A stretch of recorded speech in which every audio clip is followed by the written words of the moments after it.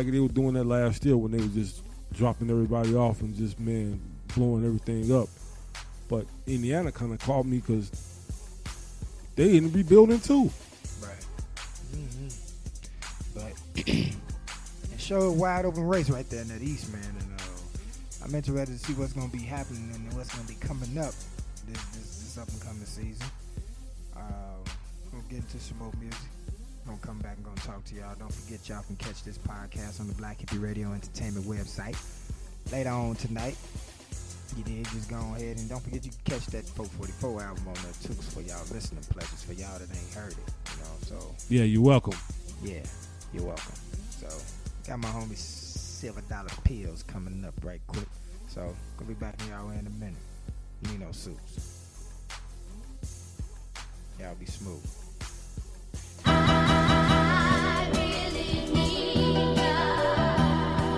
I really do.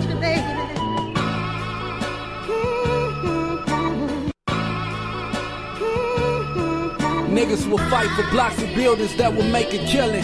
Circle the ab looking for ops that don't got much resilience. Peak is where we living, trapped out of liquor stores. Cooling in broad day, lacking talking to them whores. When it rains, it pours.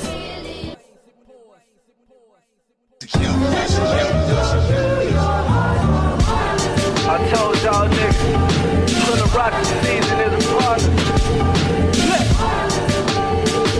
Cold city, cold thoughts. Those niggas thought I was on, man. Where I'm from, the spot is fat on me and streaming service. They love to watch these rappers lie, they need them on his verses. Peep as I bring the sermon, satiating your soul. You found felicity, brought back to make the streets less cold. Got them out with my wolves, walk with me through the shack. When niggas peddling heroin, cluckers getting high. Fuck if you getting bad, we battling our odds. And we don't need to see your hand to pull your card. Think life a joke, hee hee ha. You meet the Smith and yeah, them boys bogus. And if your prices ain't cheap enough, we will lower it. Fuck all the drill focus, ain't gotta sing along. I'm your favorite rapper, you should read a poem. Read a poem. These niggas better do their homework. Niggas act like I wasn't coming with the bars back to back. Stop playing, man. Shot nigga for real. It's the voice of the slums, pollinating our crevices. Kicking smoking mirrors while extinguishing that devil shit. Here's the gospel, lean your ear so we can fellowship. Heart of the city, noise never lack a tick. Noisezilla when I spit, feelings when the city drift. You can play possum, Taliban niggas come equipped. Life is a movie, got the writer of the script forever casting. My words are immortal, that's everlasting. A lot of niggas claim they nice, but still lack the passion. I kick that shit, they give them life, you searching for that ass. I remind them of fab, the way they gasping. What's the techno marine to a motherfucking jag spin? Niggas comparing watches to cars, nigga. I don't care if you got a drop on your wrist, nigga. Trust your wrist, nigga.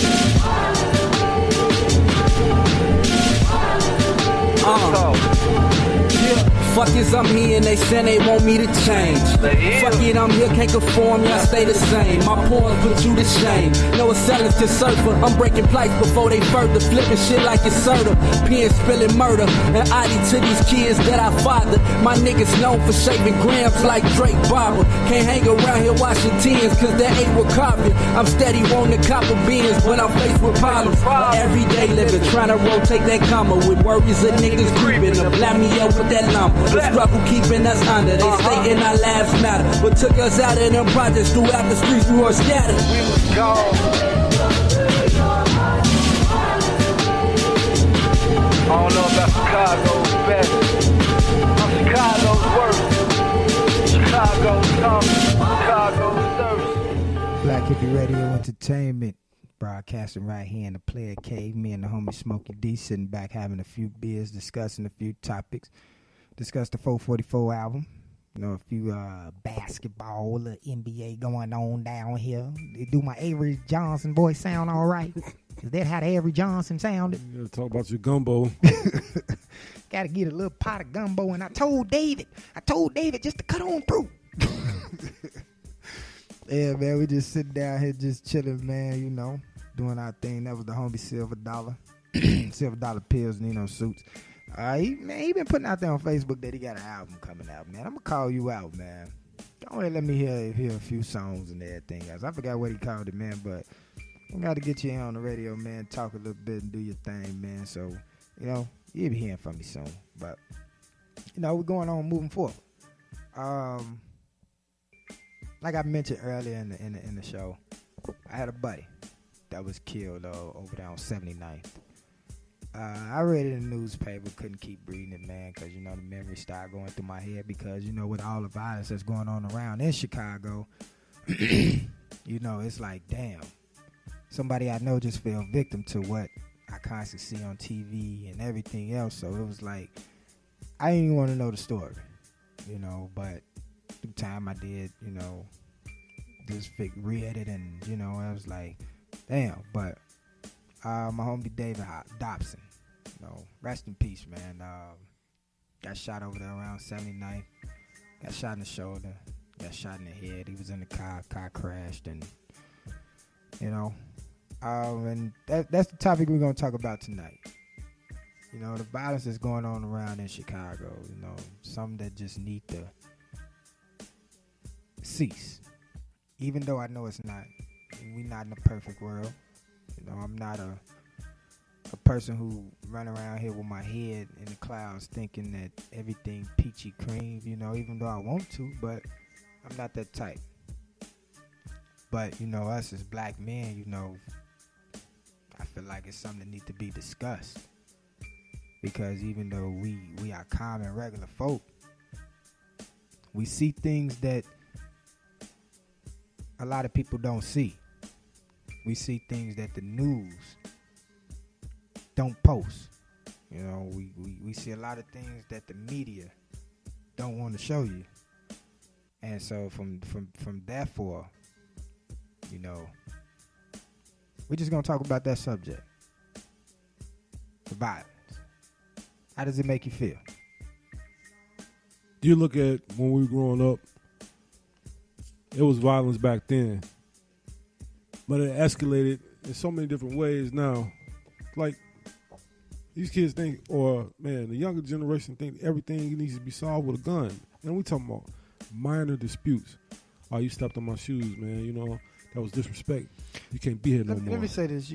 You know what I've been hearing a lot lately? Just having your ear to the street. Having people talk to you.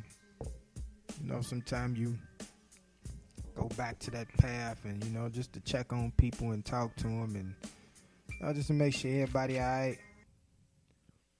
Been hearing a lot of killings been happening over because this person got more money than me, or this person shining more than me. I don't like this person, or this man tried to talk to my chick and, you know what I'm saying, and this is you disrespecting me. It's been a lot of petty ass disputes. And that's what's been going on with the younger generation. I'm not fully blaming them because I feel like some people in the generation before them could have led them a different way, but some of the people in the generation before them is just not catching on to shit them damn selves. Yeah, some old fools out there. You get what I'm saying? So it's like, where do we start at? We start by teaching them, man, just like we was taught. What if they don't want to be taught? I got a feeling, and talking to these young cats sometimes, like when I'm at my job, they feel like they misunderstood and stuff. And, they might jap out a little bit, but once you start talking to them and being on a certain level to them, they start listening. I noticed that. And then the more and more they start seeing positive things or the way you explaining things, that's the way to go, then maybe they start turning into that. How do we get them to a point to get their attention? How do we do that? Because I'm asking you questions that I want to ask other people, but maybe you can say, I don't know, or maybe you can say, hey, let's do it this way, and then maybe that's a foundation to build off of. You get what I'm saying? I can't show no fear of like, man, I'm scared of you, man. I'm not going to talk to you. I just got to go in there and just start talking to you, and pull you to the side and just start having a conversation and show you like, hey, look, I'm going to show you no disrespect and nothing like that. But remember, I am old, but I'm not going to throw that in your face, Where are the guns coming from? You have fully automatic weapons that's warfare like tactical weapons. That gun shops are saying like, what the fuck? You know who has those type of weapons. Where are the guns? Where are these kids getting these guns from? Well, it's just, Not to mention the ATF just made it to Chicago.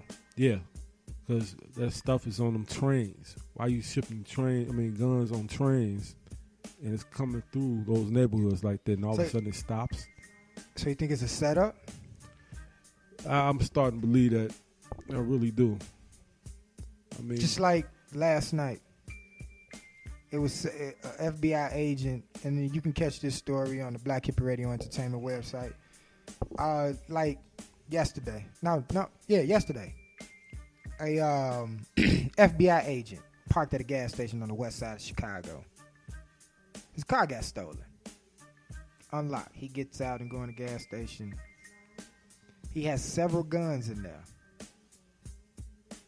A tactical vest and a Balsic vest. He has tactical gear and a Balsic vest in there. he just left it. Mm-hmm. He went to the gas station on the west side, in the rough part of the west side, and his car got stolen. With all that artillery and everything like that. Yeah. So just what we was just saying. Think about it. What you think? First of all, Do you think something fishy going on, man? Let's be honest. This is free speech. This is radio.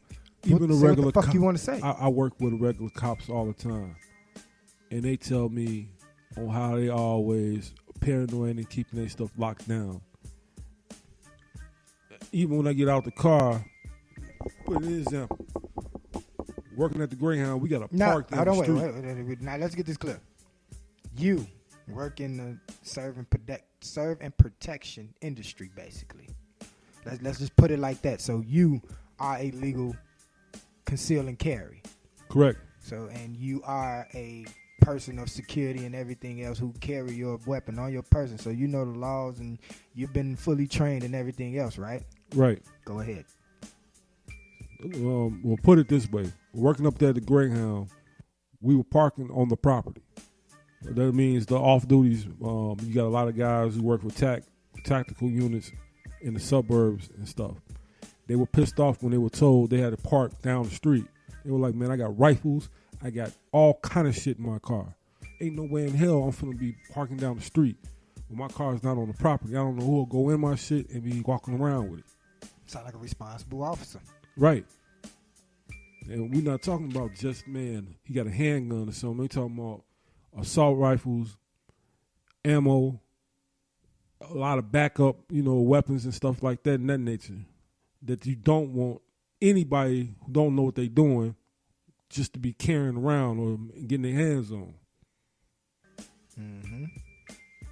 So, I mean, like, I was on the internet. And the internet could be a good thing. It could be a bad thing. But I was on YouTube.